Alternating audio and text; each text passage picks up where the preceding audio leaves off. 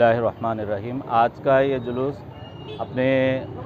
Counsellor Salim bag साहब के ज़ेर निगरानी चलने वाला ये जुलूस है, जो इस मुल्क के आज़ादी के 75 साल के मुकम्मल होने की खुशी के इजहार में आज हम और आप इस इलाके का जुलूस निकाले हैं। और ये असल में मकसद ये है कि हमारे बड़े, हमारे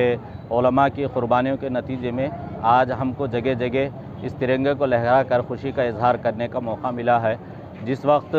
ज़ालिम दुश्मन अंग्रेज़ ने नापाक इरादे से ईस्ट इंडिया कंपनी क़ायम करने के बहाने इस मुल्क में घुसकर यहाँ कब्ज़ा किया, जुल्म सितम और नाइंसाफ़ी का बाज़ार गर्म किया, ऐसे मौके पर सबसे पहले आलिम दीन जिस शख्सियत ने इस मुल्क के लड़ाई के लिए, जिहाद के लिए फ़तवा देने वाली शख्सियत शाह अब्दुल अज़ीज़ मुहद्दिस देहलवी रहमतुल्लाह अलैह है, जिनके फतवे जिन्होंने अंग्रेज़ों के ख़िलाफ़ जिहाद करने का फ़तवा जारी किया था। इस फतवे के असर से रेशमीवाल की तहरीक चलाई गई और इस फतवे के असर से हिंदुस्तान छोड़ो की तहरीक चलाई गई और इस फतवे के असर से शामिली वाली जिहाद हुआ, जिसके नतीजे में सैकड़ों उलमा इकराम और बरादरान वतन ने जान की कुर्बानी दी और फांसी के फंदे को चूमा और उसके असर से अपने बच्चों को, यतीम और औरतों को बेवा कर दिया है। जब कहीं जाकर ये मुल्क हमारे सामने आज़ाद होकर सामने आया है, इस मुल्क की आज़ादी में हर तबके, हर मज़हब और हर मसलक के लोगों ने मिलकर इस मुल्क को कुर्बानी दी है। इसमें जो सो भगत सिंह और शाह अशफाक़ुल्लाह खां जैसे शख्सियत मुख्तलिफ़ मज़हब के लोगों ने मिलकर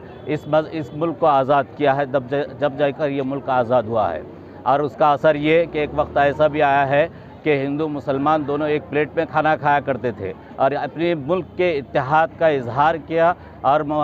दुश्मन अंग्रेज़ जब ये देखा कि इस मुल्क के अंदर हिंदू मुसलमान इक्तायत और इत्तेहाद के साथ रहने लगे, तो वो महसूस करने लगे कि अब हम इस मुल्क में हुकूमत नहीं कर सकते, तो 7 समंदर पार भागने पर ये मजबूर हो गए हैं। मेरे भाइयों, आज हमारे लिए एक नसीहत और एक सबक ये है कि आज भी हम अपने अंदर वो इत्तेहाद व इत्तेफाक जो उस वक्त के अकाबिर उलमा ने, बुज़ुर्गों ने कायम की है, एक जिहती का सबूत देकर जिस तरह इत्तेहाद, इत्तेफाक और मोहब्बत के साथ मिलकर ज़िंदगी गुजारी है, ये इस मुल्क की खूबसूरती और ताकत है सबसे बड़ी। उस चीज़ को बाकी रखने की ज़रूरत है, तब जाकर हम इस मुल्क को आफ़ियत के साथ बचा सकते हैं और उसकी हिफाजत कर सकते हैं। मैं आखिर में उस शेर को फिर दोहराना चाहता हूँ कि मज़हब नहीं सिखाता आपस में बैर रखना, मज़हब नहीं सिखाता आपस में बैर रखना, हिंदी है हम वतन है हिंदुस्तान हमारा। इसी तर्ज पर हम अपनी ज़िंदगी को जब गुजारेंगे तो ये मुल्क बिल्कुल आफ़ियत और सलामती के साथ बाकी रह सकता है। और हम सब की ज़रूरत है कि इस वक्त वो मोहब्बत, वो ईसार और वो ताल्लुक़ को बाकी रखे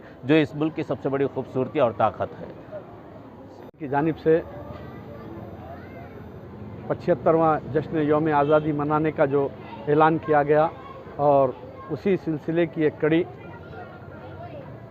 मदरसा दावतुल कुरान मॉडर्न स्कूल और इक़रा स्कूल के तलबा असातिज़ा की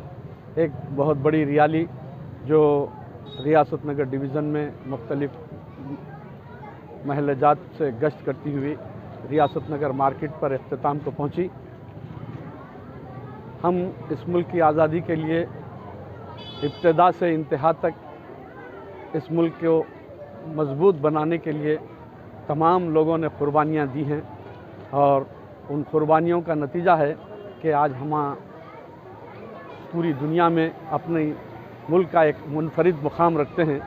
और हम ये चाहते हैं कि बिला लिहाज मज़हब व मिल्लत जिस तरीक़े से इस मुल्क की आज़ादी के लिए हमने अपना खून बहाया, उसी तरीक़े से मिलजुल कर इस मुल्क की तरक्की के लिए आगे बढ़कर काम करें, ताकि दुनिया में हमारी एक अलग पहचान बने और हमारी जमहूरियत की भी बका हो और हमारी आज़ादी का तहफ़्फ़ुज़ हो।